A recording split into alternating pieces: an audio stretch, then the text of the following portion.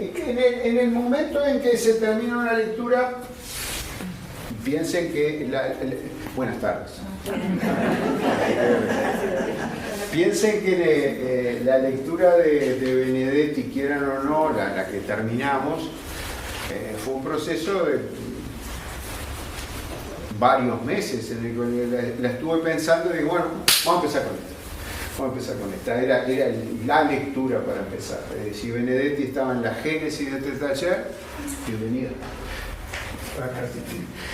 Bienvenidos todos. Bienvenidos todos.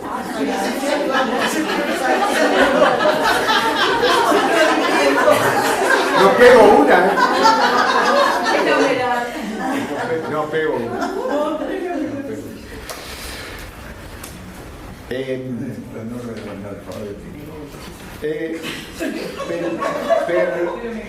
La lectura de Benedetti, digo, estaba seleccionada por estar en la génesis de este taller, digo, la uruguayés literaria, la ausencia de textos que expresaran esa pasión, o por lo menos ese sentimiento, no generalizado, pero sí bastante mayoritario, de la adhesión del uruguayo con el fútbol, con un determinado color de equipo y demás.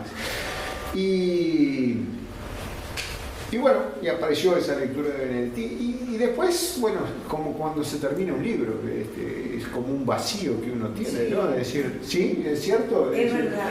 Uno tenía un acompañamiento, venía con esa rutina de sentarse a leer esa novela o lo que fuera, y llegó un momento que se cortó.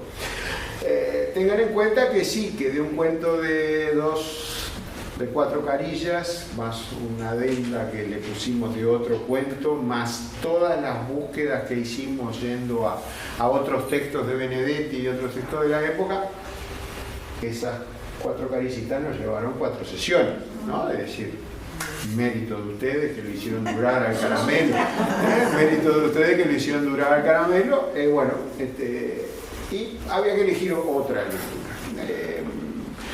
Nos vamos a saltar para la Argentina, vamos a ir a un viejo conocido de este taller, que es Saccheri.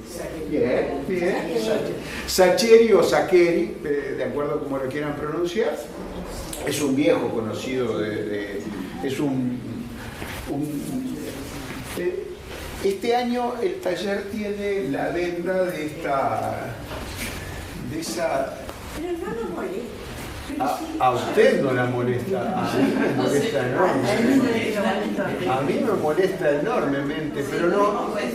Supuse que la había sacado de alguna manera, pero no. Me molesta que pero, usted no la puede hacer con la capacidad de no, hoy le dediqué 2 minutos, dije, me faltan 2 minutos para empezar, yo le dediqué 2 minutos. Tengan en cuenta que la atención dispersa mía es... ¿Qué pasa, Beledo? Teresita es así. Me llevo el televisor. No, me quedo con el televisor. Y entonces elegí yo a Saccheri. Y es más, para los viejos cultores de este taller van a encontrar una primera lectura que es una lectura conocida. Hay muchas hojas hoy, así que tenemos por delante, en mayo, tenemos por delante, ya están engrapadas. Visto y considerando todo el tiempo que demoran en recibir una hoja, decir que son 2, corroborar que efectivamente tengan las 2 carillas, en este caso que se trataba de 3, preferí engramparlo, es decir, no hice los deberes con el televisor, pero engrampé cada uno de los juegos de forma tal de que se pasaran uno. Van a ver que empieza con una lectura de Saccheri, de este libro, está en este libro, La vida que pensamos.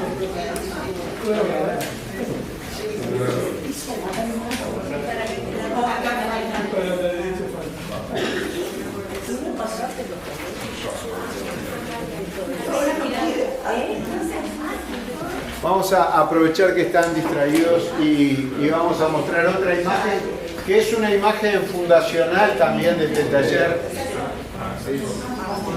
Es una obra de arte que está en el Museo Nacional de Bellas Artes, en el Parque Rodó. Es de Carmelo de Arzado, fechada aproximadamente en 1919. Se llama Partido de Fútbol, fútbol callejero. El amigo Winton cree interpretar en ese paisaje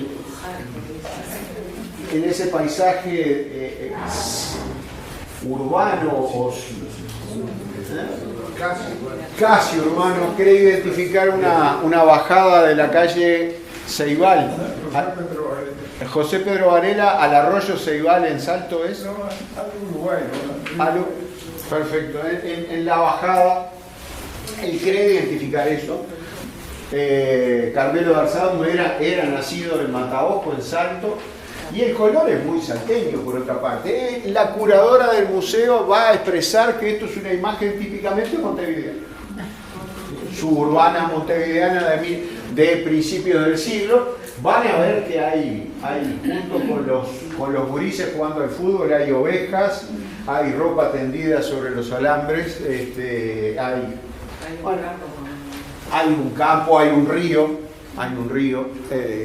Si ese río es el Uruguay, se está viendo la otra orilla, o si es el río de la Plata, no importaría demasiado. Son unas figuras bastante rígidas, pero que están mostrando el culto al fútbol a principios del siglo. Estaba leyendo unos datos que me asombraron, es decir, un Uruguay a principios del siglo XX en el cual empieza a desarrollarse el fútbol y que el 60% de la población era menor de 20 años y el 1% era mayor de 60. No sé por qué. Entonces uno entiende cómo de esa sociedad pudo surgir una generación de muchachos que obtuvo 3 campeonatos del mundo, varias Copas América y demás, es decir, un 60% menor de 20 años. Compárenlo con nuestra pirámide actual, poblacional, y se van a encontrar que así como decíamos hace unas sesiones atrás de la carne o la lana dentro de nuestras formas de ingreso, la venta de jugadores de fútbol, otra de las fuentes de las formas de ingreso, en la medida que no haya un crecimiento de la base poblacional, difícilmente se pueda reproducir en este siglo XXI de la forma que se venía manteniendo hasta ahora. Datos que uno va agarrando por ahí. Eduardo Alfredo Sacheri o Sacheri, que sería la pronunciación, ¿verdad? Chiacchiò, ¿sí? Sacheri, Buenos Aires, Argentina, 13 de diciembre de 1967, es decir, entre nosotros. Licenciado en Historia en la Universidad Nacional de Luján, escritor, guionista, historiador y docente. Y un hombre que se presenta a sí mismo con esta frase que después va a aparecer un poquitito más adelante. Hay autores que hacen de la incomprensión un culto. No es mi caso, me encanta que guste lo que escribo. Soy así de básico. Y va a escribir para gustarnos. Y va a escribir para gustarnos. Y espero haber seleccionado lecturas, una de ellas que ya la vimos en este taller, pero que pienso volver a ella, tal vez viéndole algún otro cariz. Un autor que comienza de la forma más insólita a través de una audición radial de un periodista y cronista que se llama Alejandro Apo, que empezó a leer al aire cuentos que Sacheri le enviaba. La esposa lo alentó a que Dice, mandale de esos cuentos que tú tenés. Entonces Alejandro Apo empezó a leer. Uno de ellos, el primero que leyó, según parece que provocó una gran conmoción, era uno relacionado con Maradona. Y se titulaba Me van a tener que disculpar. Me van a tener que disculpar, el título.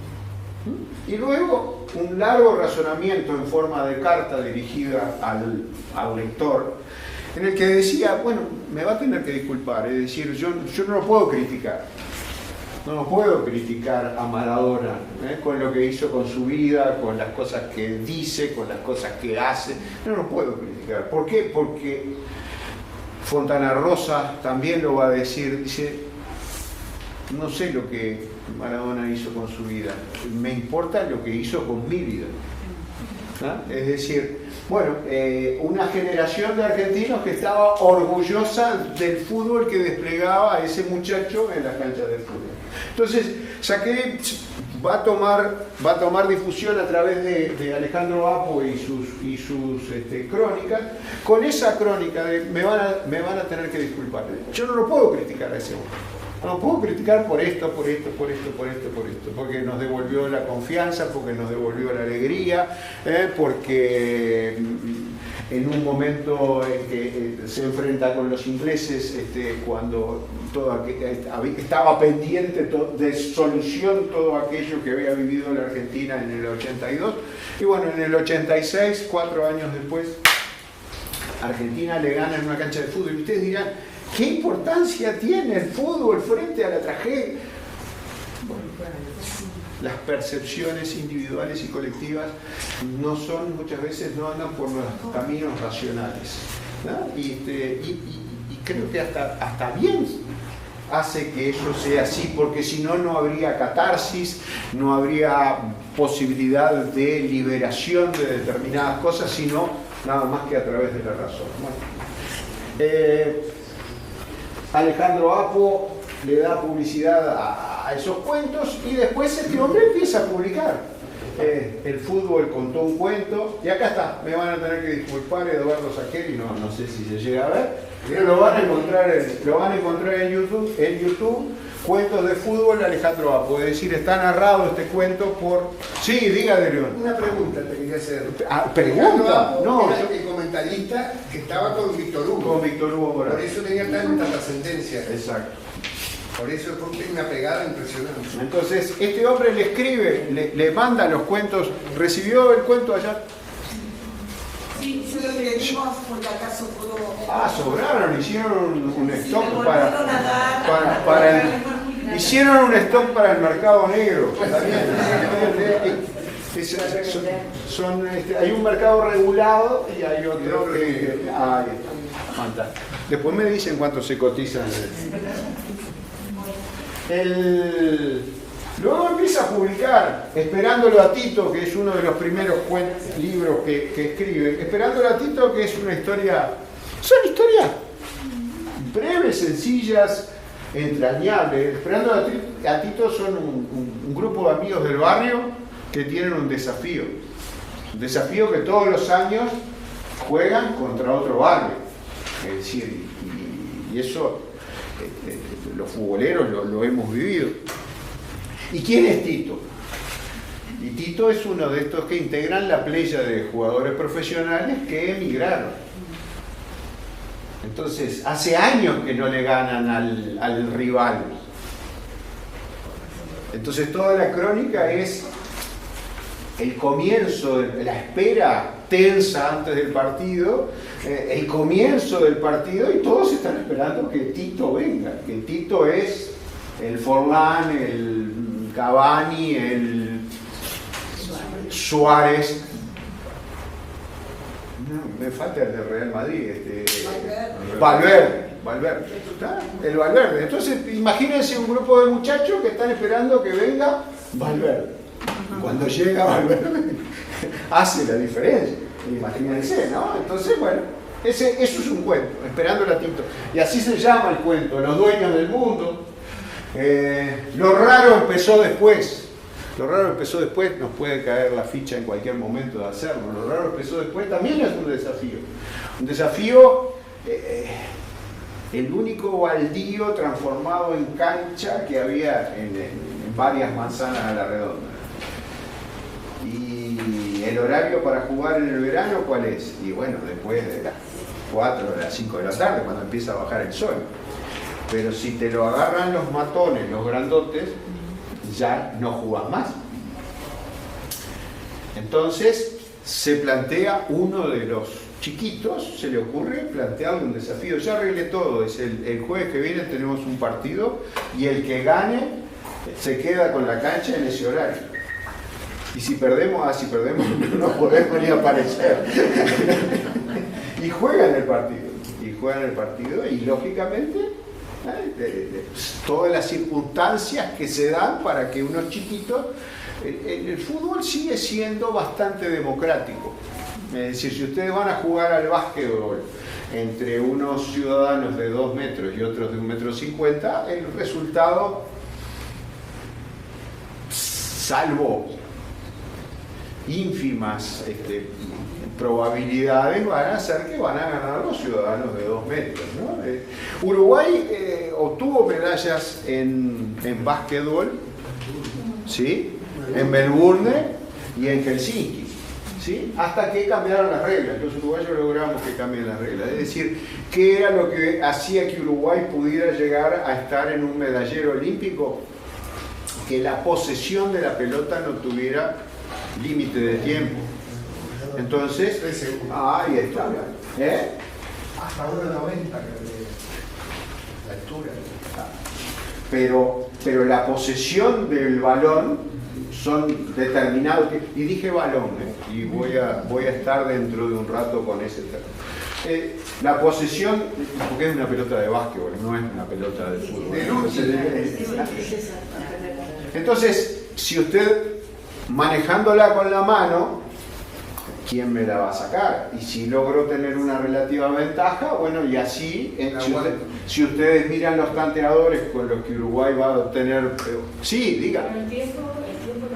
Ahora está reglamentado, pero en los tiempos en los que Uruguay obtuvo medallas, era libre. Entonces sacale a un uruguayo que tiene una pelota con las manos.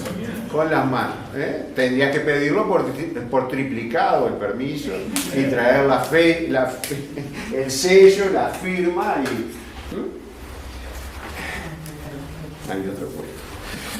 Estoy hablando demasiado de uruguayenses. Bueno, y lo raro empezó después. Es decir, es un cuento fantástico, es decir, un cuento que va más allá de lo real. Es decir, que no es previsible lo que está pasando dentro de lo natural. Uno de los muchachos que dice que pide un milagro, y el milagro ocurre. Y los que hemos jugado al fútbol en la calle, el partido terminaba cuando se encendía la luz a mercurio, ¿cierto? Entonces, teniendo a tu equipo ganando, ¿qué es lo que estás pidiendo? Si tú estás ganando, que se prenda la luz. Para que se prenda la luz, que se haga de noche. Y la noche se produce. Entonces es lo raro que ocurre para que los muchachos, los buenos del cuento, se queden con la cancha durante ese verano. Lo raro empezó después. Y un cuento que tratamos en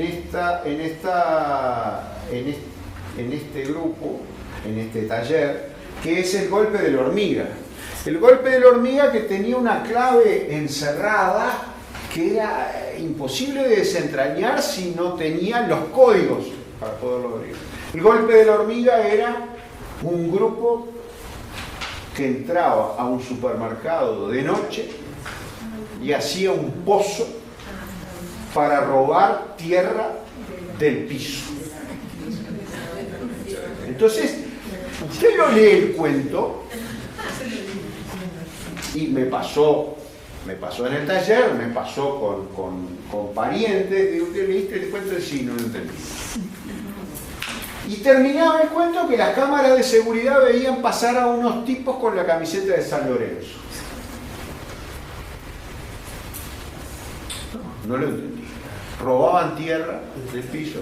Y el golpe de la hormiga, el hormiga era el que organizaba el golpe. El hormiga el que organizaba que toda esa banda de muchachos entrara a un supermercado para hacer un agujero en el piso, para robar tierra del piso. ¿Por qué robaban tierra del piso? Porque el piso era un piso sagrado. ¿Qué había estado donde ahora estaba ese supermercado? Estaba el gasómetro. La cancha, la vieja cancha de San Lorenzo. Entonces el golpe de la hormiga había sido organizar un robo de tierra, porque sacaban tierra del lugar sagrado. No podían creer de que San Lorenzo no hubiera salido campeón después de que habían dejado aquella cancha. Entonces tener una reliquia de ese suelo era como tener la tierra santa. Ahora, ¿qué ocurre? Si usted, y ahí nuevamente vamos a nuestros esquemas, si usted lee eso y no tiene la llave del código de por qué están robando tierra y por qué la tierra está relacionada con unos tipos con la camiseta de San Lorenzo, y vamos a nuestro esquema. El narrador ficticio creado por el escritor busca una feliz coincidencia ¿con quién? Con un lector ideal que tenga esas claves para desentrañar el código. Y eso es una feliz coincidencia, una feliz identificación. Y por eso pusimos tanto énfasis en ese cuento. El gasómetro, San Filipo, y que no lo ven porque tienen una publicidad ahí arriba, que es Osvaldo Soriano, un hincha de San Lorenzo, ¿no? Periodista, escritor exiliado en Francia, que llamaba los domingos de noche desde cualquier teléfono en París para enterarse de cómo había salido San Lorenzo. Y Osvaldo Soriano le escribe una carta a Eduardo Galeano contándole cómo San Filipo, un jugador que jugó en San Lorenzo, que jugó en Nacional, le contaba adentro del supermercado, entre las góndolas y llegando a las cajas, cómo había sido el gol que le había hecho a Boca. Entonces, ahí entiende por qué el Hormiga y su banda habían ido a robar tierra de ahí. Cuando trabajamos el cuento había una... ¿Te acuerdas? Sí. Una señora que estaba aquí entre nosotros, uno de nosotros, dijo: pero yo lo conocí a ese señor, estuvo cenando en mi casa. Susana Casañas. Susana Casañas. Tiene hasta nombre y todo. Tiene una historia. Dice: yo estuve con ese señor e hizo ese cuento.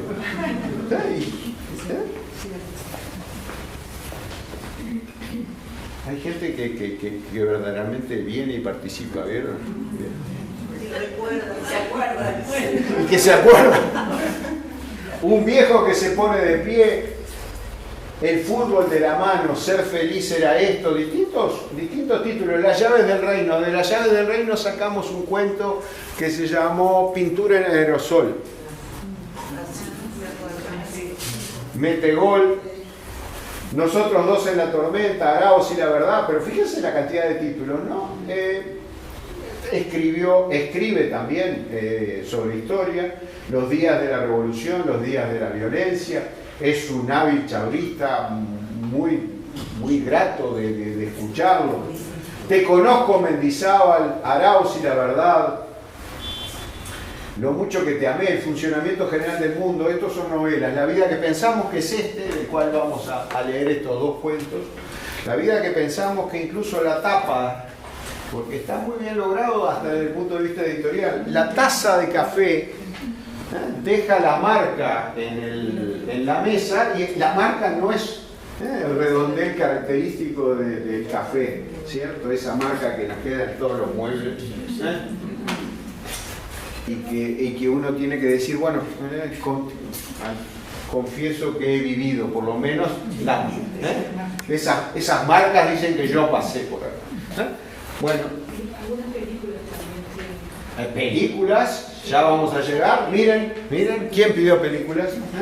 La pregunta de sus ojos se transforma en el secreto de sus ojos. con Darín y Francella, que tiene un elemento futbolístico, claro, y no menor, pasión, es decir, un hombre puede cambiar de todo menos de la pasión, y lo terminan encontrando siguiendo al fútbol, ¿cierto? Y un detalle no menor, un autor hincha de Independiente elige que su asesino sea hincha de Racing.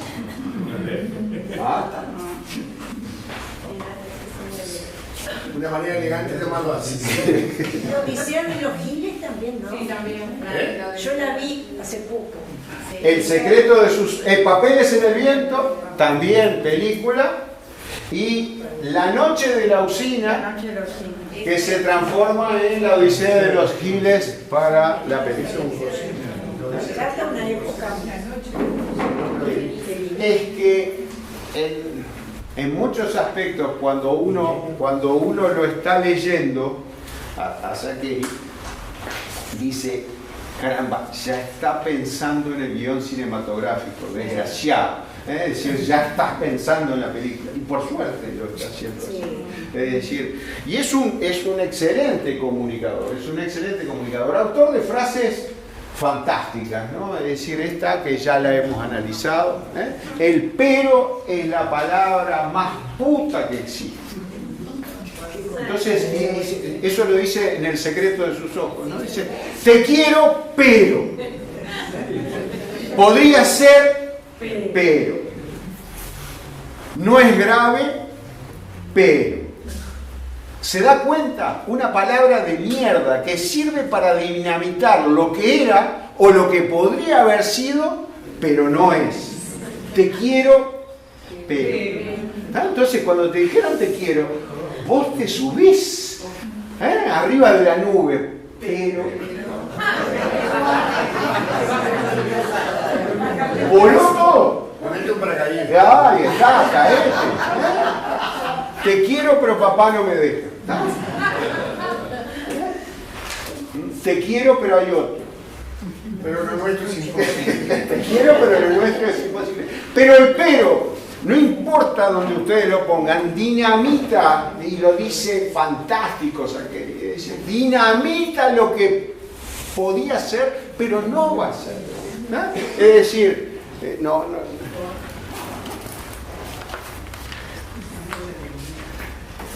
No en vano, el pero es una conjunción adversativa. Es decir, une lo que te viene diciendo, pero lo da vuelta.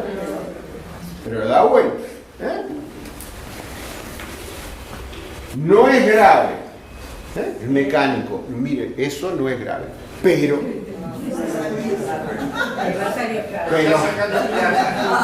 no es grave, pero lo va a dejar en cualquier momento. Entonces saca Pedro porque vas a tener que pagar.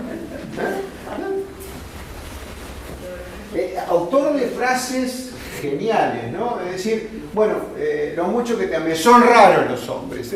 Si van a los videos anteriores, todo esto ya está, ¿no?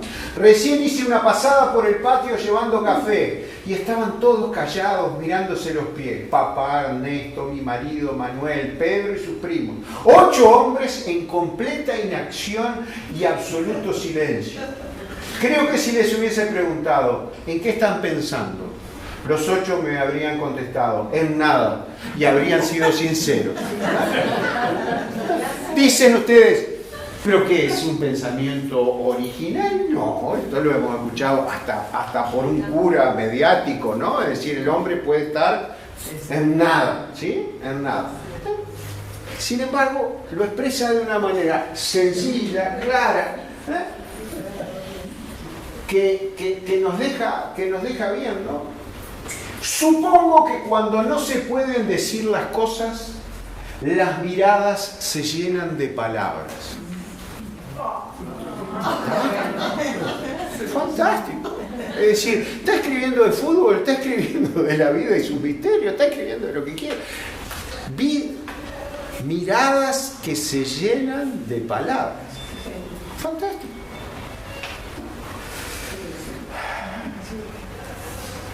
Yo me hice amigo de mis amigos. ¿Qué ocurre? Está lleno de memes, creo que se llama memes, ¿no? Es decir, imágenes, contextos de esa serie como para compartir tipo tarjeta de Navidad, de feliz cumpleaños, ¿no? Es decir, entonces, yo leo esto, dice, yo me hice amigo de mis amigos jugando al fútbol. Yo aprendí a respetar un montón de reglas jugando al fútbol. Yo conocí la índole de un montón de gente jugando al fútbol. El fútbol te enseña que no te alcanza con sacrificarte, pero, si no te sacrificas, me parece que el fútbol es una fuente de experiencia y conocimiento que aplicás a toda tu vida. Trabajé por suerte con muchísima gente y que me ha llenado de mucho conocimiento. Lito García vendía helados y hacía ladrillos en San Carlos. Dice, Leandro, no te pienses que un tipo es afuera de la cancha muy distinto de como es adentro de la cancha. Afuera como adentro, ¿no? Es decir, si es un tipo generoso, probablemente sea un tipo muy generoso dentro de la cancha, en su esfuerzo, en su dedicación. Si es un tipo mezquino, probablemente sea un mezquino dentro de la cancha. Si es un tipo ladino afuera, probablemente sea un tipo ladino adentro. Entonces, Leandro, no te pienses. Lito García había sido dirigente de fútbol, mecenas, técnico. Es decir, ¿qué le enseñó el fútbol? Y le enseñó todo ese tipo de cosas. Probablemente Lito no tuviera más de que la formación escolar. Sin embargo, de conocimiento de vida, maestría.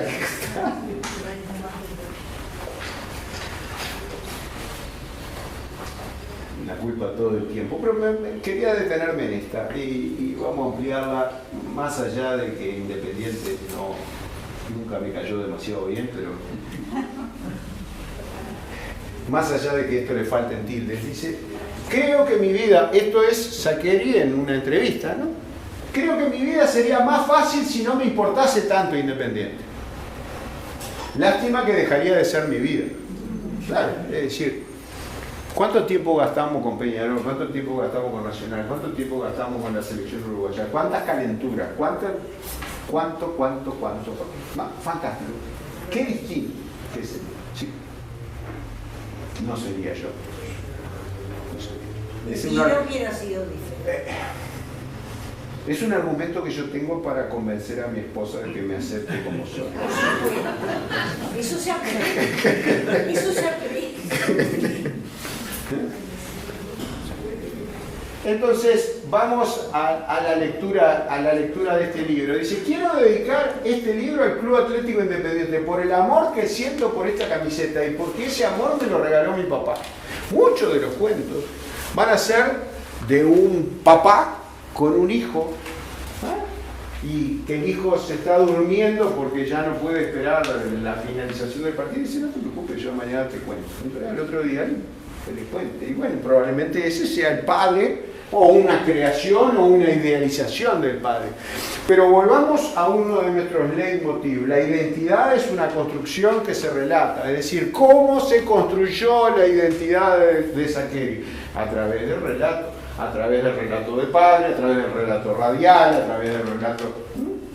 Y a su vez él está colaborando en la formación de nuestra identidad. Nota del autor, esto lo va a decir acá en la contratapa.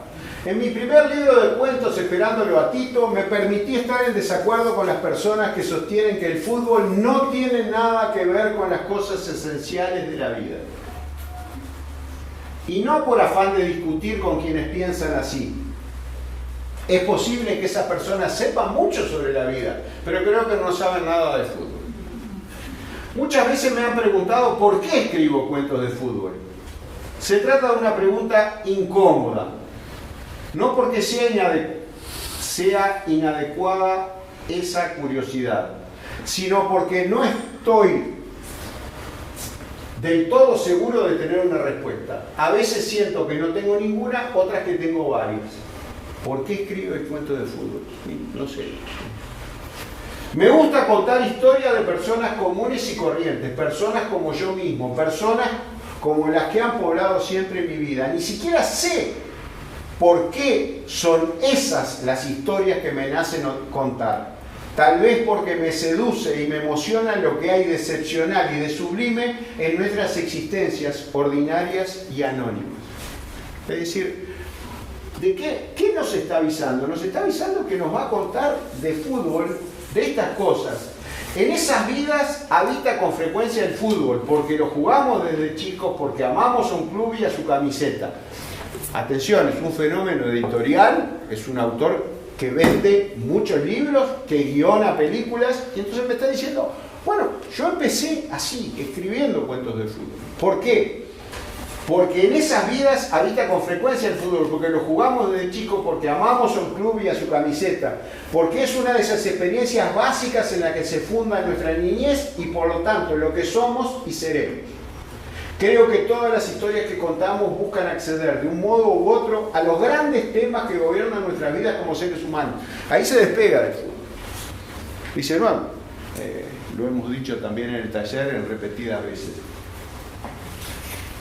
¿El fútbol es lo más importante? No, cuando tenemos otro tipo de cosas nos damos cuenta de que lo podemos dejar. Pero siempre terminamos volviendo, ¿no? Pero, ¿cuáles son los temas que gobiernan nuestras vidas como seres humanos? El amor, el dolor, la muerte, la amistad, la angustia, la traición, el triunfo, la espera. Sin embargo, no resulta sencillo ingresar en esos temas de frente y sin atajos. Entonces, ¿qué va a hacer él? Va a escribir sobre fútbol y va a abordar esos temas. El fútbol, como parte de esa vida que tenemos, es una puerta de entrada a esos mundos íntimos en los que se juegan asuntos mucho más definitivos, un escenario o un telón de fondo de las cosas esenciales que señalan y definen todas las vidas. Y así es que entramos en este libro.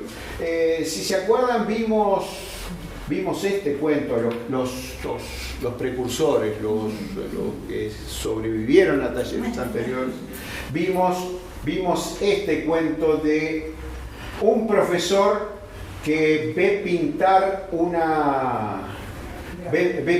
graffiti de un muchacho, mi único héroe en este lío. Y bueno, mi único héroe en ese lío terminaba siendo una canción de rock que ese muchacho le había tomado como emblema y que decía que el club de fútbol era el único héroe, el único pilar al cual se podía abrazar. Y el narrador reflexionaba, decía, bueno, no vivió una época en la que se iba a la fábrica por 20 años al mismo empleo, no vivió en una familia que estuviera armónica y bien constituida. No, entonces, ¿a qué es lo único que se está agarrando? A esos colores.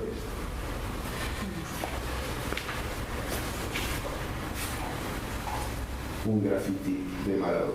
Y vamos al cuento que nos va a ocupar hoy. Oración con Proyecto de Paraíso. Que miren dónde pueden encontrarlo, ¿no? Es decir, Saccheri y Eduardo, 3 cuentos. Último Hombre, Mito y Realidad del 2-0 y Oración con Proyecto de Paraíso. Último Hombre lo llegamos a leer en el taller también en alguna edición. ¿Ah? Ministerio de Educación, Secretaría de Cultura, Plan Lectura, es decir, y cuentos de fútbol dirigidos a los muchachos para meterlos en el gusto por la lectura. Es decir,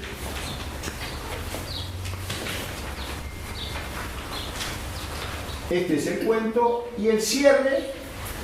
Eduardo Saccheri, notable narrador, nacido en Buenos Aires en 1967, con gran experiencia en relatos futbolísticos integrados por personajes genuinamente argentinos. Saccheri apela a la función emotiva del lenguaje. Si vamos también a nuestros talleres anteriores, y disculpen, el lenguaje tiene muchas de las funciones y una de ellas es contar estas emociones. Se traduce en un discurso que toma los signos propios del barrio. Obtuvo el primer premio en el concurso Viva Lectura 2008, concurso nacional de experiencia de promoción de la lectura, con el trabajo de los adolescentes y la lectura, una alternativa premoderna para un problema postmoderno. Su novela La pregunta de sus ojos fue adaptada al cine por Juan José Campanella bajo el título El secreto de sus ojos. Dice, ¿querés leer más de este autor? Tomá, pinchá. Esperándolo, Tito y otros poetas de fútbol. ¿Querés saber más sobre el autor? Escribile a Saqueir. Y aquí tenés las páginas de la editorial. Ministerio de Educación, Presidencia de la Nación, Plan Lectura, Consejo Federal de Educación. Es decir, encontrarse este primer cuento, Oración con Proyecto de Paraíso, dentro de un programa nacional de lectura. E incluso a un uruguayo laico, como somos nosotros, en nuestra educación, lo empezamos a leer y la primera cuestión que aparece es querido Dios. ¿Ah? Entonces, ¿con qué nos vamos a encontrar? Veníamos de un cuento que era una carta. Y aquí tenemos otra carta. ¿No? Una carta íntima. ¿Ah? Querido Dios, a veces se me da por pensar cómo será el paraíso. Las mayúsculas se respetan totalmente en las originales. Dios con mayúscula, paraíso con mayúscula y cielo con mayúscula.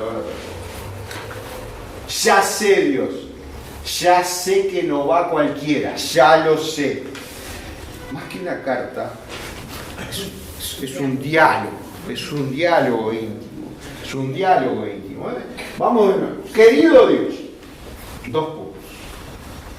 A veces se me da por pensar cómo será el paraíso.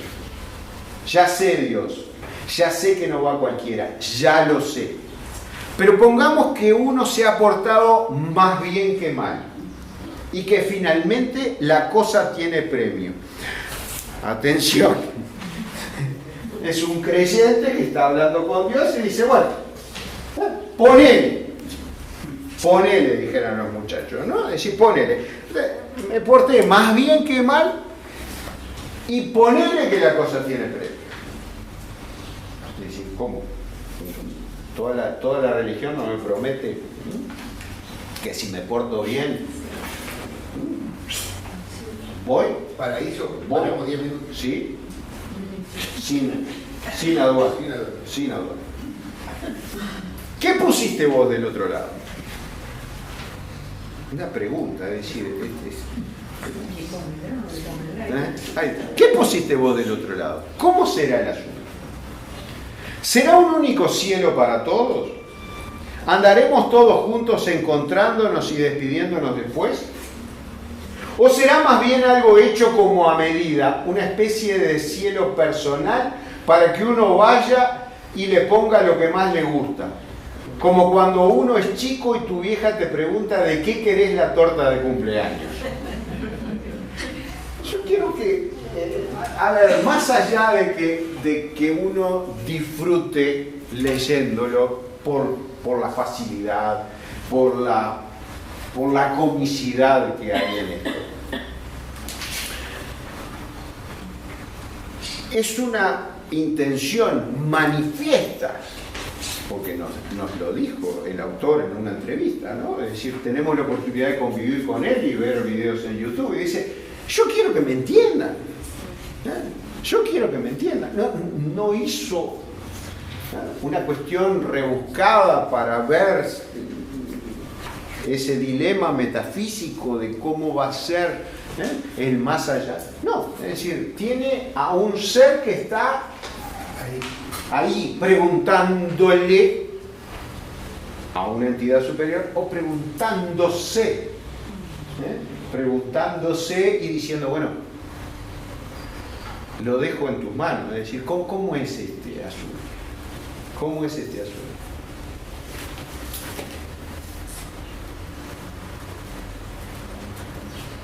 La referencia a la torta, ¿no?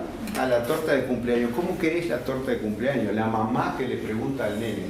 Es decir, y Dios, así va a ser la cosa, es decir, me vas a decir, cuando yo llegue, ¿cómo querés la cuestión? no sé si es el momento, digo, pero había un cuento de un tipo bueno que muere y va al cielo. Y entonces llega y bueno, pasa, y le dan el alojamiento y demás. Y tiene una pequeña vianda fría, unas rebanadas de carne fría con pan y mayonesa. Dice, dice, yo me esperaba un banquete, dice, pero me porté bien, dice, me esperaba un banquete. Digo, llegué sobre última hora y lo que me van a dar es esto. Bueno, se duerme al otro día, porque se duerme, porque uno piensa siempre en esa vida y la relaciona con esta otra, ¿no? Hasta en los chistes, que no son de uno, que son de origen extraterrestre, porque ustedes conocen a alguien que haya escrito un chiste. No, los chistes son todos extraterrestres. Entonces, bueno, se duerme al otro día, un café con leche y una tostada, se saluda con Dios, pasa, y dice, bueno, hoy al mediodía, sí, al mediodía va a haber una mesa y los manjares y al mediodía salen unos sándwiches con huevo duro y unas hojas de lechuga. Dice, dice, todavía no tienen arreglado el tema mío de aquí, del cielo. Pero a la noche esto va a estar chanchito, corderito, jamón crudo. Y llega la noche y otra vez, una palta cortada a la mitad, un tomate. Y entonces el tipo dice, cara a Dios, dice, a ver, ¿cómo es la cuestión? Dice, yo me porté bien, dice, me vine para acá arriba, yo esperaba que acá iba a ser todo. Dice, ¿vos querés que cocine para nosotros dos? Nada más. Dice. Era el único habitante. ¿Cómo es esto? ¿Cómo es esto? ¿Cómo va a ser? Vaya uno a saber.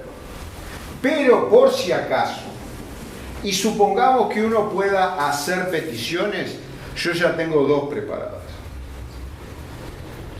Las tengo de memoria, por si acaso en el momento de rendirte cuentas me trabuco y se me pianta. Es decir, te las voy a poner acá en esta carta. Primero, y esto es interesantísimo, no quiero que transmitan los partidos. Los que hemos vivido pegados a una radio, ¿no? Los que hemos vivido pegados a una televisión, los que subimos a la sierra para ver si la radio puede agarrar la transmisión, sabemos a qué está hablando este hombre. Primero, no quiero que transmitan los partidos. Te lo pido por favor. Nada de estar comiéndome los codos con la campaña de Almirante. ¿De qué me está hablando? Almirante Brown, que tiene unos colores. Esta es la campaña de Almirante Brown este año. Miren el escudito que tiene. No fui yo, Perdió con Deportivo Madryn, que tiene los mismos colores, 2-1. Le ganó a Central Norte 1-0. Le ganó a Ferro 1-0 el 28 de abril y el domingo 3 de mayo, el domingo pasado, le ganó a Chaco Forever 1-0. Está jugando la B en Argentina. Está jugando la B en Argentina. Esta es la página web. Miren qué colores más emblemáticos. Miren qué colores más emblemáticos. Dicen, dentro de toda la multiplicidad de historias,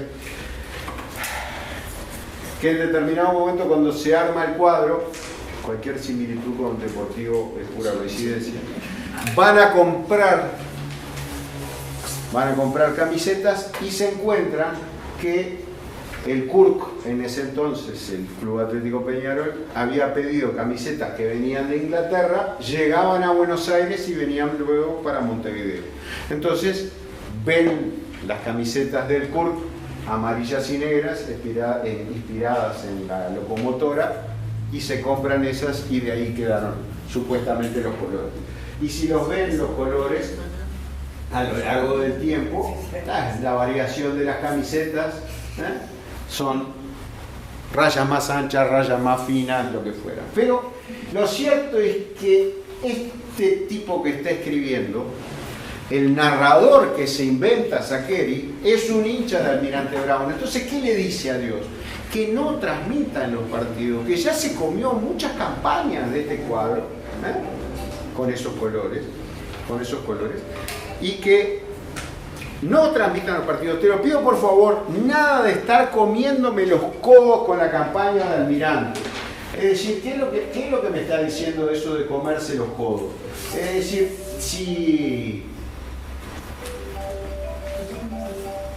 si las amarguras que pasó, lo va a decir por acá, ya me banqué bastantes amarguras acá abajo, arriba y abajo, ¿no? Es decir, abajo en la tierra, la pucha, aparte, mirá si pasa algún delegado tuyo, el nombre que utiliza para designar a algún representante de Dios en el paraíso, un delegado, también tomado de la jerga futbolística.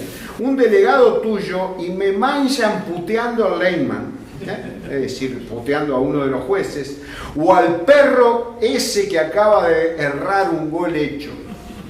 Y después se me arma un lío de novela con vos y yo qué sé, ponele que me rajan.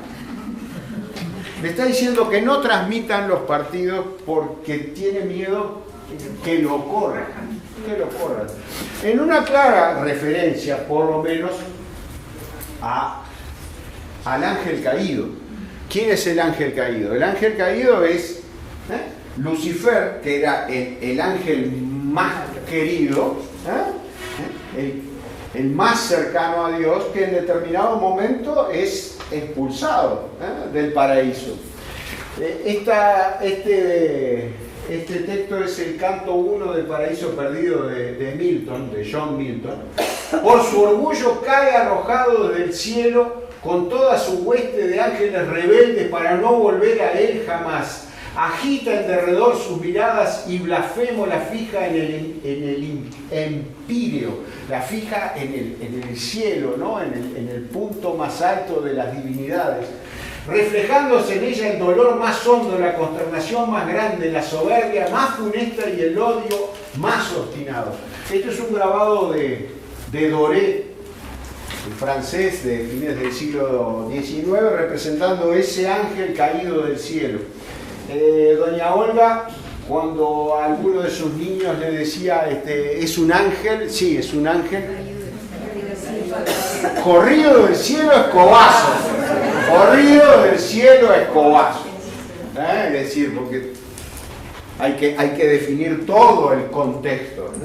Un ángel caído. La potestad suprema, acá está el ángel cayendo, la potestad suprema le arrojó de cabeza envuelto en llamas desde la bóveda etérea, repugnante y ardiendo cayó en el abismo sin fondo de la perdición. Él, que había osado desafiar las armas del Todopoderoso, permaneció tendido y revolcado en el abismo ardiente. Dante lo que va a decir es que la caída de Lucifer va a ser lo que va a ser el pozo de los infiernos.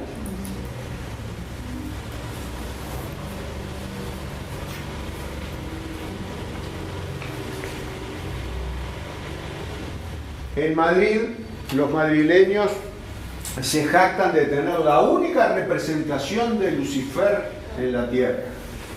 El ángel caído en el Paseo del Prado, la fuente del ángel caído, terminan tres calles pavimentadas, una no me acuerdo cómo se llama, una es Cuba y la otra es Uruguay. En Uruguay y Cuba está la fuente con la estatua del ángel caído. Y la estatua del ángel caído es esta, es decir, ese ángel que se desplomó del cielo, y está ahí desde 1885. Este es el dibujo original del autor.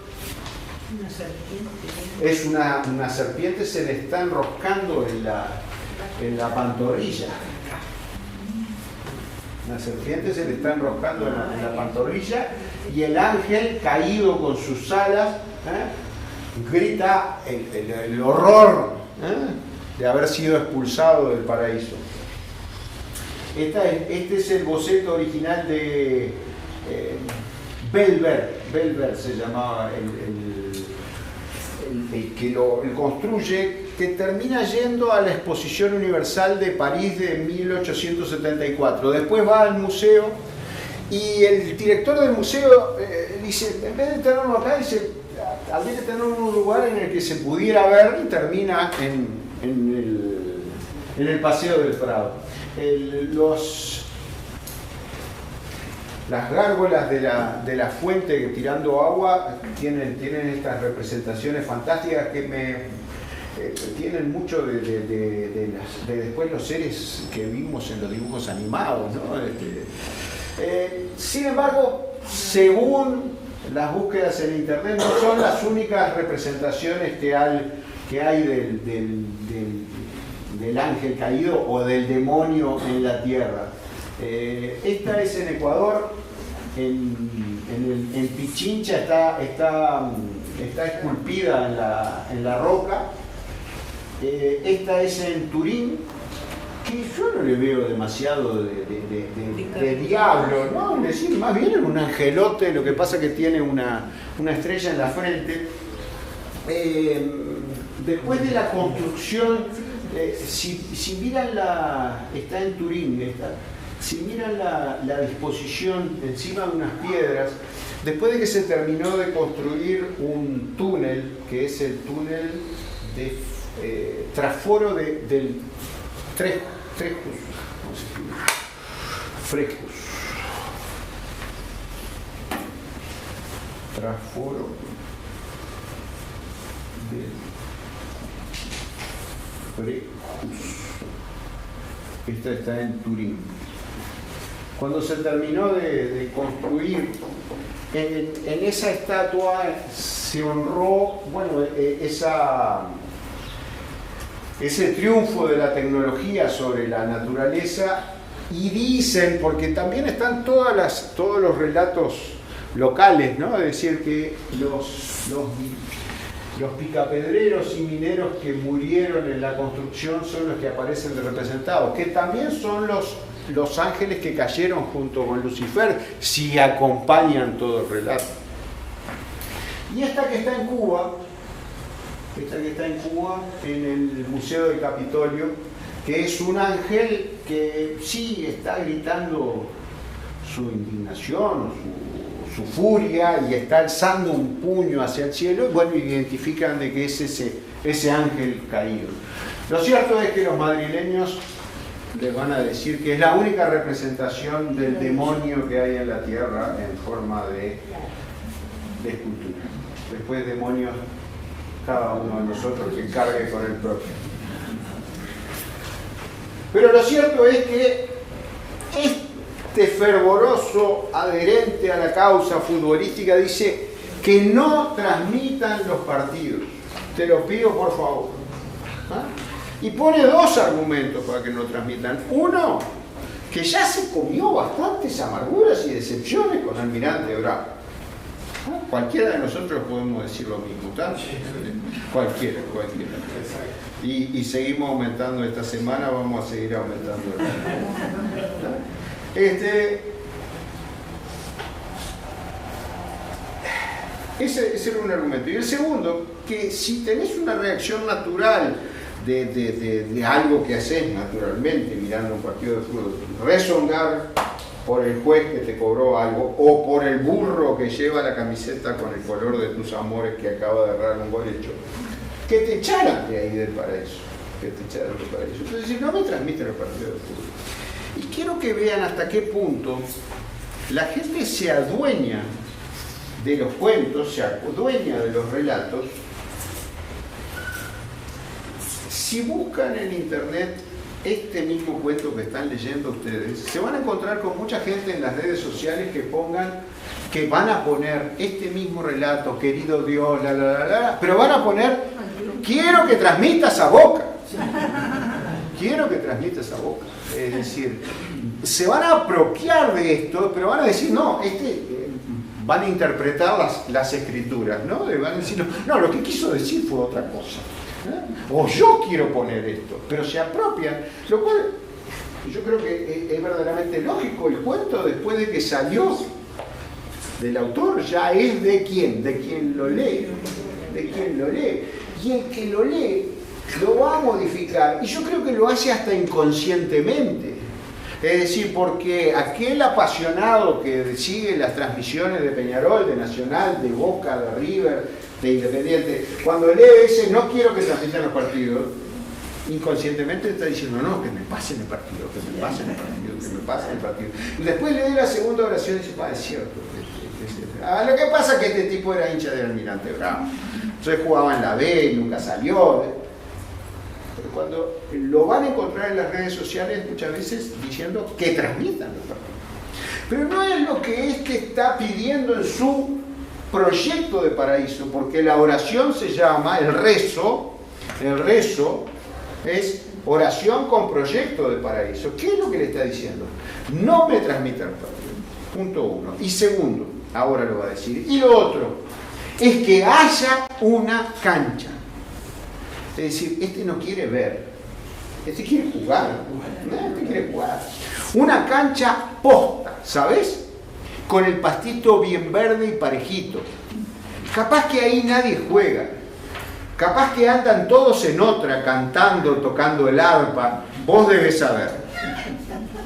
A ese ser que es omnisapiente, le está diciendo, vos debes saber. Es decir, vos que organizaste todo esto, debes saber cómo andan ahí. Aunque no haya con quién juntarse a patear, a mí no me importa. Pero que la cancha esté. Y que haya un balón claro. Y acá es la única cuestión que yo tengo con este narrador. Es decir, un tipo que viene diciendo que lo trata de tú a ese Dios, de vos, que lo trata de vos, no va a decir balón. Que haya una globa, que haya una pelota, la de cuero, una de goma roja, pero un balón fue lo que eligió el autor y hay que respetarlo. Y que haya un balón claro, porque si voy al cielo quiero hacer lo que más me gusta en la vida. Y otra cosa, que en la cancha llueva, porque con lluvia es más lindo. ¿Te imaginás? ¿Te imaginás? ¿Vos? Todopoderoso, omnisapiente, ¿te imaginás? El trotecito corto, el agua resbalándome por la jeta, el mismo tipo que puso balón me pone jeta ahora. ¿No? El agua resbalándome por la jeta, el olor al pasto mojado, la bola cortita y al pie. El Vasco Sea. Esta es nuestra. La contratapa nos decía que con un estilo muy argentino. Bueno, esta es nuestra, la bola cortita y al pie. ¿Qué más se te puede pedir? Decime. No te pido nada más, Dios. Lo demás, que sea como vos dispongas. Pero por favor, en serio, por favor, que la cancha esté. Como oración, como rezo, es un rezo muy burgués, ¿no? Es decir, ¿qué le estoy pidiendo? ¿Qué te estoy escribiendo, Dios?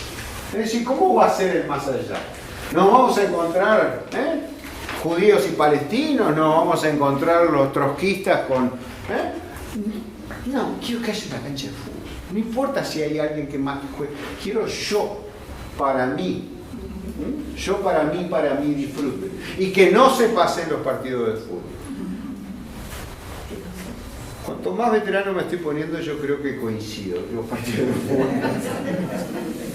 no tiene que pasar más. Pero son estos. Digo que pasen partidos viejos, pero son en blanco y negro. Yo los veo en color, pero son en blanco y negro. ¿Cómo se llamaba? Stenfield tenía dice, qué lindos que son. fechas pasadas, entonces de repente te mostraban, digo, yo te lo vi, y cuando vas a mirar en qué año fue, decís, no, hace mucho tiempo. Una oración muy burguesa, es decir, en el sentido de pedirle dos cosas, es decir, no me pasen los partidos, todo esto que me hizo sufrir, no me lo pasen, no quiero más de esto, pero dame una cancha de fútbol, dame una pelota, no importa que no haya con quién jugar y que llueve. Todos los que jugaron en el barro saben que es mucho más lindo. Yo sé que las mamás lo rezongaron. Ahora están las nuevas mamás con los nuevos jugadores de fútbol que tienen el problema de las canchas de pasto sintético que tienen unas cebras pero aparte quedan en los zapatos y quedan en la ropa y tienen unas pelotitas de goma que también ensucian bastante. Antes ensuciamos con barro. Este texto ya lo habíamos visto en otros talleres, pero me parecía muy interesante como para introducir a Saccheri. Capaz que tenía razón Galeano cuando en el 68 nos escribía sobre el río platense y la pasión que sentía por el fútbol que nos distraía de otras cosas. Si en los 2000 estamos escribiéndole una carta a Dios y le estamos pidiendo por unas posesiones terrenales de una cancha de fútbol, capaz que Galeano en aquel prólogo tenía razón en algunos aspectos. Y a mí siempre me hizo acordar no solamente esa oración a esto. Estos son los Simpsons. Y estos son los Simpsons y Homero, que es una parte de cada uno de nosotros, ha logrado una estabilidad, renunció a la planta nuclear, no trabaja más en la planta nuclear, tiene 2 hijos, no quiere saber más nada de compromisos, ya tiene... Y resulta que su esposa está embarazada y él no lo sabe. Entonces Homero, que repito, renunció a la planta nuclear y se consiguió un empleo muy sencillo en el bowling para limpiar los zapatos, donde no tuviera que pensar mucho, tiene... Homero, te estoy rezando. Señor, has sido bueno conmigo y te lo agradezco. Por primera vez en mi vida todo es absolutamente perfecto así como está. Y este es el trato. Tú deja todo así como está ahora y yo ya no te pido más cosas. Y aceptas evita darme cualquier tipo de señal. Es un hecho. Y en agradecimiento te doy esta ofrenda de galletas y leche. Si quieres que las coma, no des la señal. Con mucho gusto. Y Homero, es decir, en su pensamiento burgués dice, deja todo quieto, no toques nada.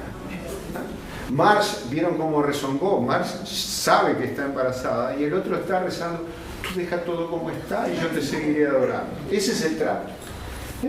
Es decir, Homero es una parte de nosotros, Homero es una parte del narrador que está escribiendo esta carta a Dios, en el sentido de pedir, vos seguime complaciendo y yo te seguiré adorando y no me toques nada, y no me cambies mucho,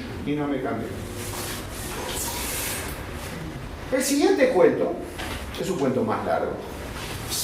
No van a tener la satisfacción de que lo terminemos hoy, ¿no? Y se llama La vida que pensamos, y es el que da el nombre a este libro de cuentos.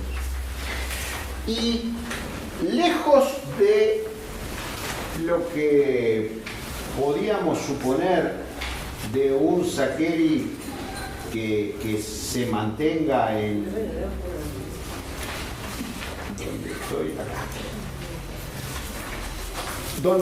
De un Saccheri autor que se mantenga en los personajes que venimos trabajando, es decir, este señor, no sé qué edad le dan al que está escribiéndole la carta a Dios. ¿Eh? 60, 60, más o menos. ¿Menos? Menos de 40. Menos de 40. Bien.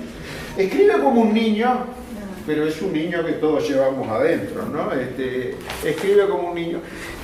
El narrador que se va a inventar Saccheri en este cuento, La vida que pensamos, se sale de los cánones hasta de los propios cuentos de Saccheri.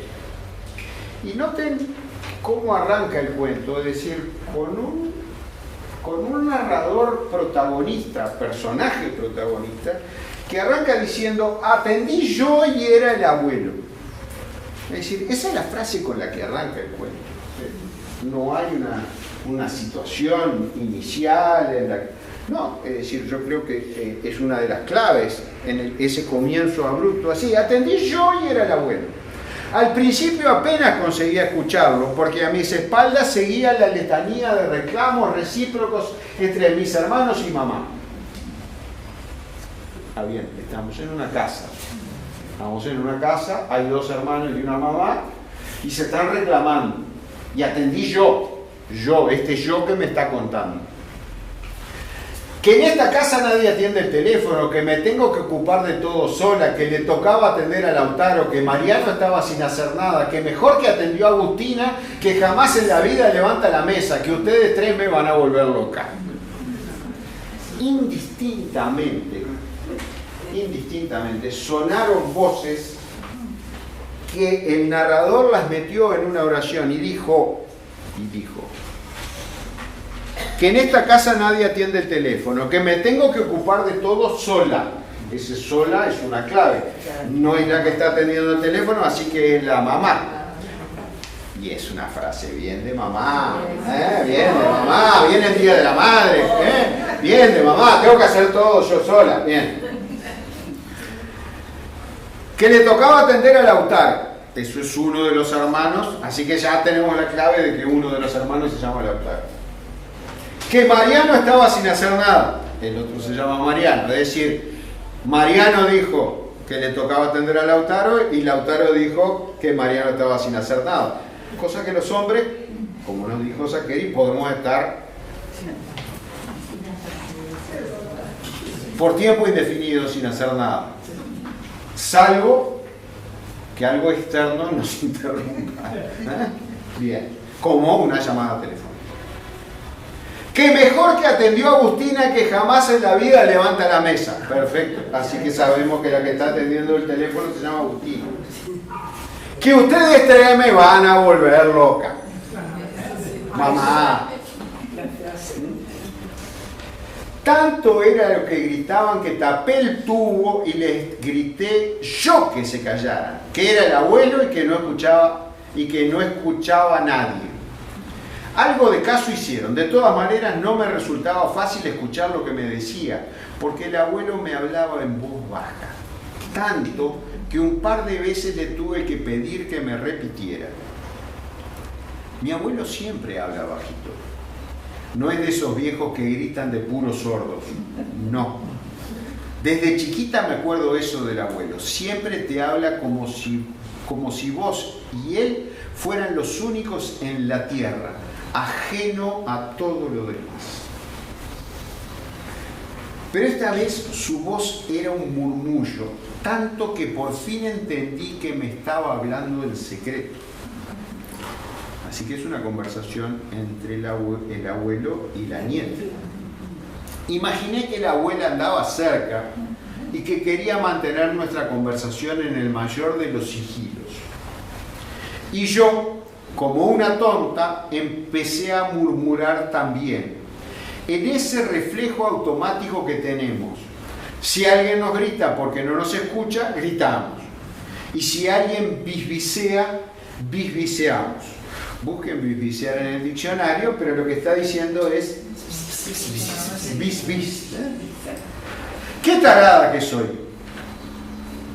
El verbo bisbisear no se utiliza desde hace 45 años y yo lo incorporo en esto que estoy escribiendo. A ver, salimos del plano conversación de Agustina en el teléfono y Agustina sabe que está escribiendo esto repitiendo lo que Agustina hizo en el teléfono. En esto que estoy escribiendo, es decir, sabemos que ella está escribiendo esto, es una suerte de diario en el que se está anotando la memoria de lo que ese personaje protagonista, narrador, le pasó, ¿cierto? Fantástico. De formación profesional, diría mamá, a la que le encanta usar esa palabra, profesional. Ella es psicóloga y le encanta hablar de los profesionales, de lo que hacen los profesionales, de lo que dicen los profesionales, e imaginar cuando su hija también sea una profesional. En plural, profesionales, me suena el western de la década del 60 que se llamaba así. No me lo acuerdo. No me acuerdo una de cowboy de los años 60 que se llamara Los Profesionales, pero se lo tengo que anotar a Agustina y a Saccheri, que está detrás de esa Agustina, narrador ficticio. Noten que Saccheri se podía haber inventado el narrador que hubiera querido, un narrador omnisciente y omnisapiente, alguien que mirara todo y estuviera contando lo que Agustina estaba haciendo. Pero si contaba lo que Agustina estaba haciendo, bueno, tendría sus posibilidades de hacer esos recorridos internos de bisbiciar y la palabra que hace 40 años que no se utiliza y de hablar de la mamá profesional. Pero el autor se inventó un narrador transgénero respecto de sí. Es decir, se inventó una chica, Agustina, para contarnos esta historia. Son las posibilidades infinitas que tiene el proceso creativo. Una de las primeras potestades que tiene el escritor es elegir la voz que va a contar, o las voces que van a contar esta historia. Y él eligió a Agustina, la nieta del abuelo, para contar. Podía haber elegido a uno de los energúmenos que estaban en la cocina discutiendo, ¿cierto? Podía haber tomado un papel de una mosca en la pared que estuviera viendo lo que está pasando. Sin embargo, se inventó Agustina. Bien.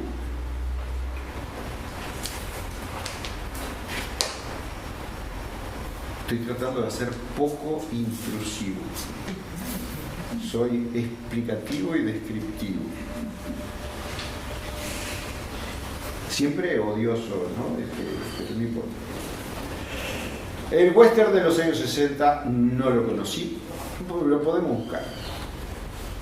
Y en singular, profesional, a alguien muy serio de delantal o portafolio que me escruta con ojos sapientes pero amenazantes. Sapiente. Se detiene, la narradora se detiene en la palabra que acaba de escribir y dice, sapiente. Ahí va otra palabra sacada del arcón de los recuerdos o de los olvidos. Mi mamá dice lo de la deformación profesional porque estudio periodismo, y en la nebulosa de sus certezas eso viene a significar la nena quiere dedicarse a escribir, pero, claro, con la literatura se moriría de hambre, así mejor periodismo. El razonamiento de mamá concluye con un claro. Agustina siempre leyó mucho. Yo la dejo, total. Con sus pacientes era muy psicóloga, pero en casa y con nosotros es toda una mamá de las de antes, de esa de chismes y batón. Magistralmente, porque piensen ustedes que llevamos 3 párrafos. ¿No? Me planteo los personajes de la historia. Un abuelo que habla bajito, contándole un secreto, que además le hace sentir a Agustina que cuando habla el abuelo y ella, no hay nadie más en el mundo, nos lo dijo. Una mamá que grita que tiene que hacer todo en esa casa, 2 hermanos, 2 hermanos y un teléfono. No hay padre. Por el momento no. Por el momento no. Después va a aparecer. Después va a aparecer. Ya te voy. Pero noten de qué manera eficiente, a la vez que fácil, nos fue incorporando todos estos personajes, ¿no? Es decir, ya tenemos claro que la chica estudia y que estudia periodismo. Conclusión, ya nos hicimos una idea de la edad, ya la imaginamos en vaquero con una camiseta, ¿sí? Sabemos que la mamá es psicóloga, de León ya se adelantó, dijo que no hay padre. Capaz que la conoce a la mamá. De todas maneras, si yo le mostrase esto que estoy escribiendo a cualquier profesor de la facultad, aún el más improvisado de los improvisados, me diría que no le encuentra el hilo. A nosotros nos cuenta que está escribiendo sobre el acontecimiento que le pasó con el abuelo cuando salió de la cocina a atenderlo. Bien. Y tendría razón. Empecé hablando de la llamada de mi abuelo, porque eso es lo que quería contar. Y ahora estoy hablando de mí, de las confusiones de mamá y de las palabras perimidas. Tomá, perimidas, ahí tenés. Vuelvo, me obligo a volver. Como narrador me obligo a volver. La cosa es que así, en tono secreto, fue como me habló el abuelo. Tengo que preguntarte algo, me dijo. Invitarte a algo, me aclaró. ¿Qué tenés que hacer el viernes a la noche?, me preguntó. A eso de las 8. No tengo nada, le dije. Si la pregunta me lo hubiese hecho una amiga, le habría dicho que tenía pensado salir a bailar. Pero a bailar, una sale a la 1 de la mañana. Qué feo. Bueno, es relativamente actual. Es relativamente actual. Hay un elemento que está medio fuera y lo va a aclarar ahora. Es decir, tapó el tubo para que el ruido de los hermanos no se metiera. Así que es un teléfono fijo. ¿Cuánto hace que no reciben una llamada en el teléfono fijo? Yo hablo por teléfono. Ah, muy bien, mi respeto. Una parcela en el Parque del Recuerdo, ¿cómo se llama? Jardines del Alma, un servicio de acompañante.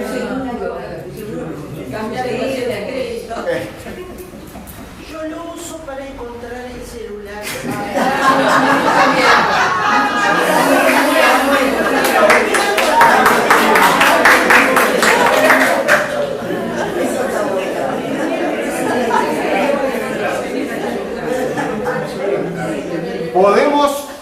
Podemos dar un taller de cómo pasar de una tecnología a otra. Podemos darla. Lo vivimos esto, ¿eh? Dije que las marchas en la mesa era confieso que he vivido. Bueno, podés contarle a tus nietos para qué usas ese aparato que está ahí. Sí, y se rompió y compré otro. Y dice, ¿por qué querés? Porque cuando se me pierde el celular, es a menudo, lo llamo, está en el baño, está en la cama,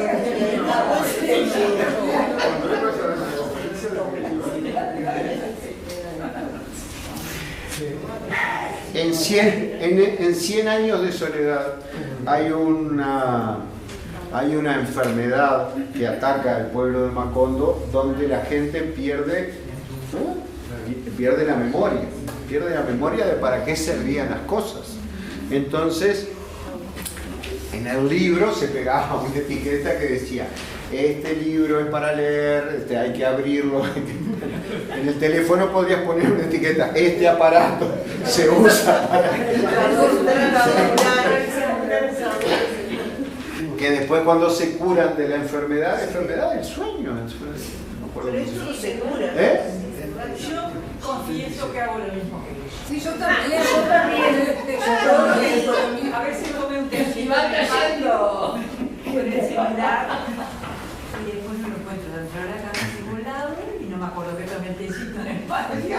Entonces así, después lo fijo, marco mi celular Y empiezo a caminar. y ya lo encontré.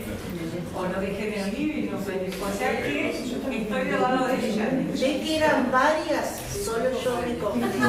Agustina y el abuelo hablan por el teléfono fijo y nos van a dar otra referencia. Por eso no saco el teléfono fijo. Por eso lo saca el teléfono. Híjole, me parece, si tiene una llamada perdida.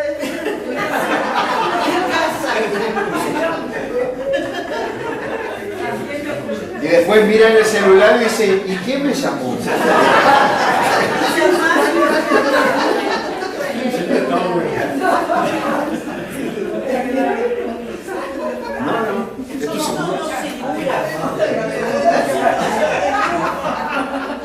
es Felicita reza para no haber bajado el celular.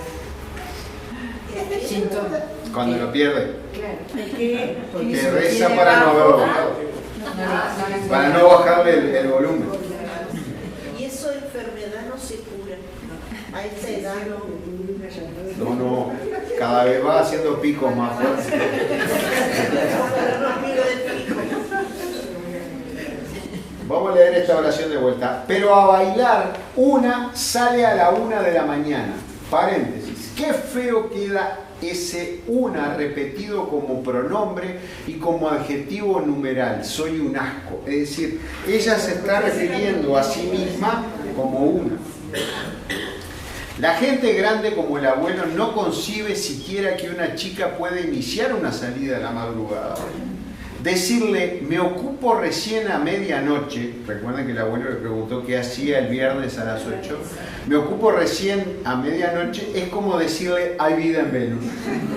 Da lo mismo. De manera que le dije que no tenía nada.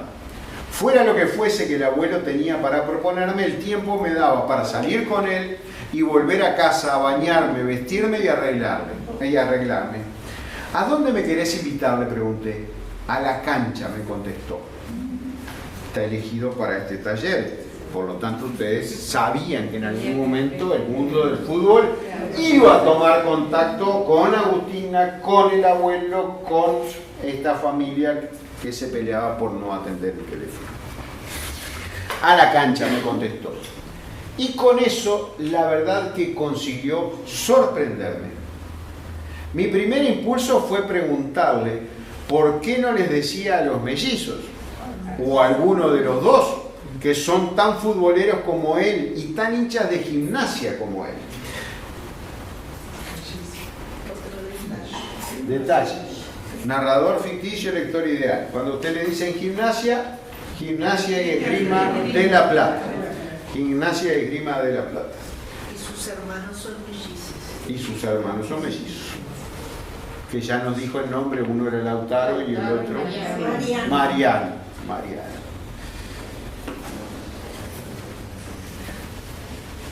Pero mi cromosoma feminista me detuvo a tiempo. Una voz recóndita que me indicaba, qué fácil que lo haces, Agustinita. Algo te sorprende y de inmediato buscas una figura masculina para restablecer el equilibrio.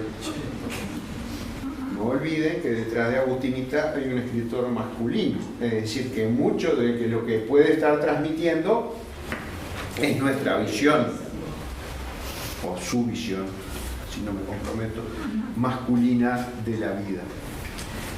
Así que no sucumbí al impulso de transferir la invitación a Mariano o Lautaro, pero el abuelo advirtió mi vacilación. Supongo que, para que la notara, colaboró que yo me quedase con el monosílabo colgado de la boca durante larguísimos segundos. No te preocupes, Bochita, era una idea nomás. El abuelo capta que la otra duda y le dice, no te preocupes, Bochita, era una idea nomás.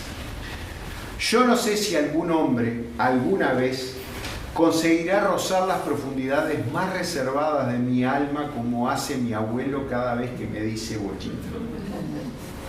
Por empezar, es un sobrenombre que usa únicamente él. Nadie más lo conoce. Jamás me lo dice delante de otra persona. Y jamás me lo dice en circunstancias triviales. Es una especie de clave.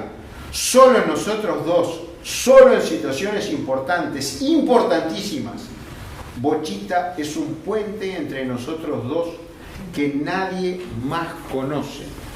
Y ahí volvemos a nuestros esquemas cotidianos. Es decir, el emisor y el receptor, cuando largaron el código Bochita, cuando el abuelo envía el código Bochita, sabe que en el receptor va a provocar una reacción. Es decir, ¿por qué? Porque es usual que eso pase y porque el receptor enseguida toma nota de que cómo le está diciendo. No le dijo Agustina, no le dijo Agustinita, sino que le dijo Bochita. Bochita me decía cuando me llevaba al jardín de infantes y yo montaba un escándalo con aullidos, mocos y manos aferradas a la reja. O cuando me pasé 4 días al rayo del sol a la orilla del mar a los 5, convencida de que esa masa de agua rugiente era una porquería monstruosa. O a los 14 cuando me encerré en mi habitación decidida a que nadie, nunca, jamás tenía que ver que me estaban creciendo tetas. O a los 10, y acá viene de León, cuando mi papá decidió que tenía que vivir su vida, darse una oportunidad de ser feliz y toda esa pelotudez con Florencia y la puta que la parió.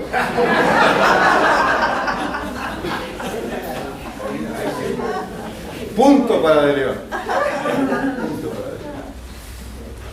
Advierto con cierta preocupación que este texto no solo se aleja de su objetivo inicial de narrar lo que sucedió la semana pasada, a partir del llamado telefónico del abuelo, sino que además se está llenando de expresiones vulgares, como la que acabo de endilgarle a la pobre Florencia, que dedica su vida a ser feliz a papá. En fin, que se vayan los dos ahí mismo donde la mandé a Florencia. Y tenía razón De León, y cerramos el cuadro familiar. Está Agustina, está la mamá, está Lautaro, Mariano. El papá está ejerciendo en otros lados, ¿cierto? Y el abuelo por otro lado.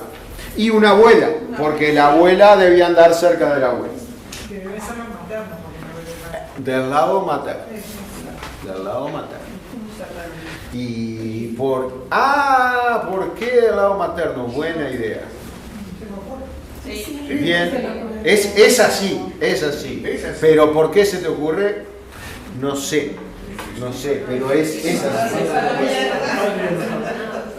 Porque sos muy intuitiva. Tenés ese cromosoma intuitivo. Calma, Agustina, calma. El narrador se pide a sí mismo calma para seguir contándonos la historia. Calma, Agustina, calma. Retomemos el libro.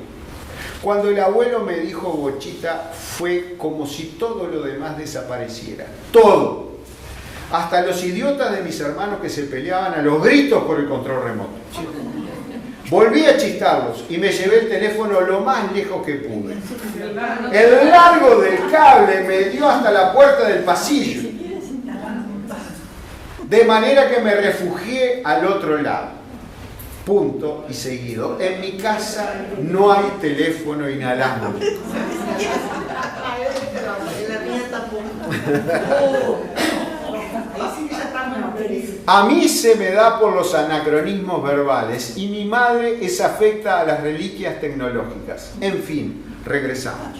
Conclusión, tienen una gurisa, estudiante universitaria, con un teléfono, con un cable, ¿cierto?, que se va a refugiar para que los hermanos no le entren en la conversación que está teniendo con su abuelo.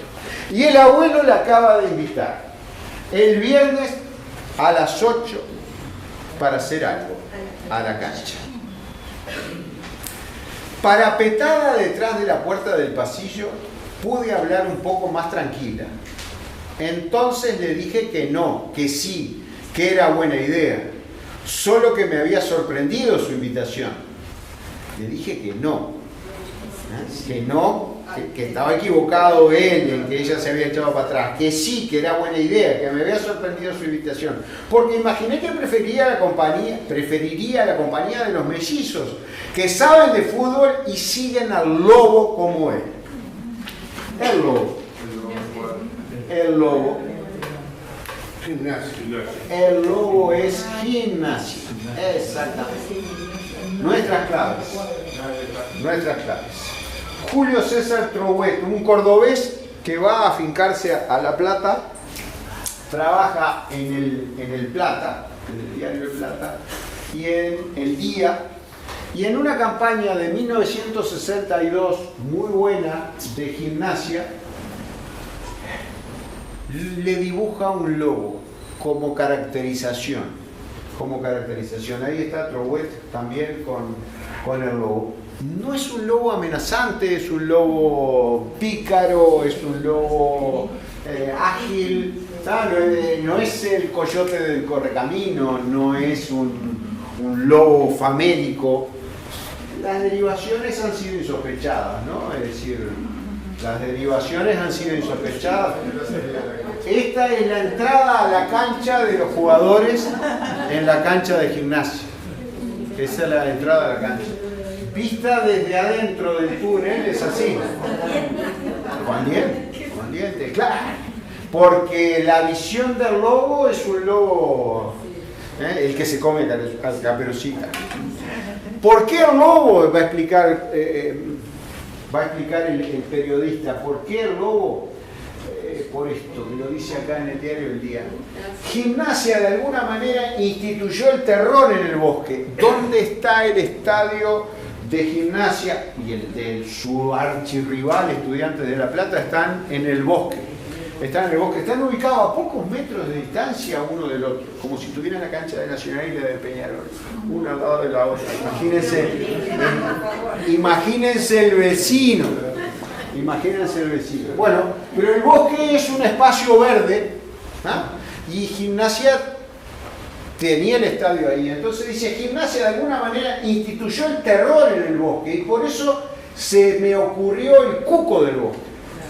Pero no me cerraba y salió el lobo del bosque. Y ese mismo día dibujé la figurita, que luego se hizo emblema. El lobo original de Trouet dista de ser una bestia fiera o amenazante. Por el contrario, despliega rasgos amigables, una expresión entre pícara y socarrona y una postura dinámica que evoca energía y movilidad. Así logró condensar en una sola imagen la astucia y rapidez propias del animal y al mismo tiempo los valores de la comunidad. Men sana. Gimnasia es mente sana en cuerpo sano. Actitud frente a la adversidad, identificación con el bosque y comunión emocional con la historia del club. Luego de un tiempo, el hombre pasó a trabajar al día hasta su jubilación y en una nota contó: si Gimnasia está en el bosque y es astuto y rápido, tranquilamente se lo puede asociar con ese animal, pero jamás imaginé que rápidamente se transformaría en el ícono del club. Y miren ahora en la actualidad, es decir, tazas que tienen el lobo, sí, un lobo aullador, soy el lobo, es decir, no es... Tal vez para la concepción actual lo identifiquen más con un animal feroz, sobre todo que su rival, Estudiante de La Plata, va a ser el león. Entonces, siempre busquen una acción y una reacción en esto de fútbol. Siempre busquen una acción y una reacción. Y es más, antes... Ahí está el lobo y el escudo de Gimnasia atrás, pero vieron que es un lobo más con cara mucho más amenazante, ¿no? Incluso va a aparecer dentro del texto, pero los hinchas de Gimnasia se dicen a sí mismos triperos, además de lobo. Tripero porque en sus orígenes los jugadores y los hinchas trabajaban en frigoríficos. Entonces, como los contrarios le decían triperos porque andaban con las tripas del ganado, todo insulto termina transformándose en un rasgo identitario. Entonces, me decís tripero, yo soy tripero. Me decís mancha, yo soy mancha. Yo soy del Río Negro. Sí. Frigorífico Anglo. Ahí en el fútbol jugábamos contra Mercedes y eran los triperos contra los papeleros, porque tenían la Palmer. Ahí está. ¿Ah? Es decir, y termina siendo una cuestión de identidad. ¿Y mancha qué quiere Mancha. decir? Lo peor que le podías decir a uno de Peñarol era que era empleado de los ingleses. Entonces manchaba mierda de los ingleses. Mancha, yo soy mancha. Entonces el tipo dice, yo soy mancha, yo soy mancha. ¿Cuál es la forma despectiva que el de Peñarol trataba de Nacional? Los bolsilludos, tenían un bolsillo. Entonces, ¿qué dice el hincha de Nacional? Yo soy bolsilludo. El de Boca, son bosteros. Yo soy bostero. Los leprosos, los canallas, Los cuervos. los cuervos, Los millonarios. los millonarios de River. No millonarios, mira el estadio que se están haciendo, los millonarios. Soy millonario. Y cuando me pongo mi emblema, el topollillo en los 60, 70, y era con galera y bastón. Y chaleco, y cadena, reloj con cadena. Es decir, si tú me insultas con algo, me voy a apropiar de ese insulto y va a ser un tema identitario mío. A la corta o a la larga. Es una regla. Es decir, en Rosario, los que fueron al amistoso a jugar para beneficio del leprosario pasaron a ser los leprosos. Y los que faltaron pasaron a ser los canallas. ¿Canalla? ¿Cómo puedes identificarte con que eres canalla, con que eres mancha mierda, con que eres un bolsillo? ¿Por qué? Porque eso forma parte de la identidad, es una construcción que se relata.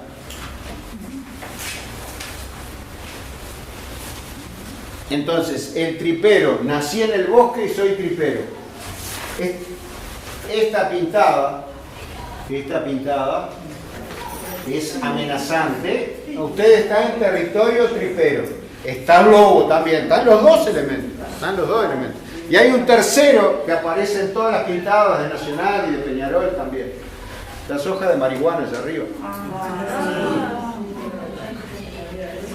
Y hay un cuarto. La 22, que es la calle donde está el estadio, porque en La Plata las calles son numeradas. ¿Ah? Entonces todos esos, ese 22 que está ahí, el tripero, el lobo, 22 es el loco. y el 22 del loco. El 22 del loco en la quiniela. ¿Ah?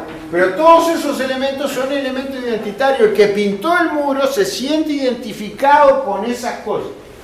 Desde la que está allá arriba, con el 22, tripero y el loco. Hay un 22 también. Ahí está. Una G, una B. Y está fumando. Y el lobo está fumando un armado. Un armado.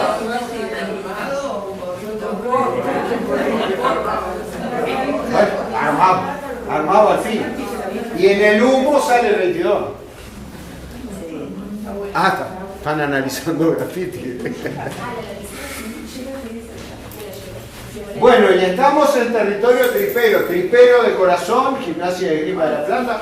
Sábado soy tripero, 30% off de descuento. Off, 30% off con tripero. Es decir, se mezclan los términos en inglés con lo más lunfa y arraigado identitario y se transforma en un eslogan publicitario.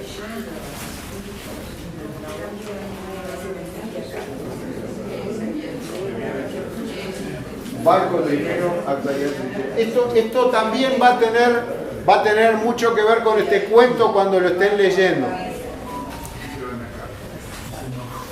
En los estadios están las tribunas populares y las tribunas más exclusivas.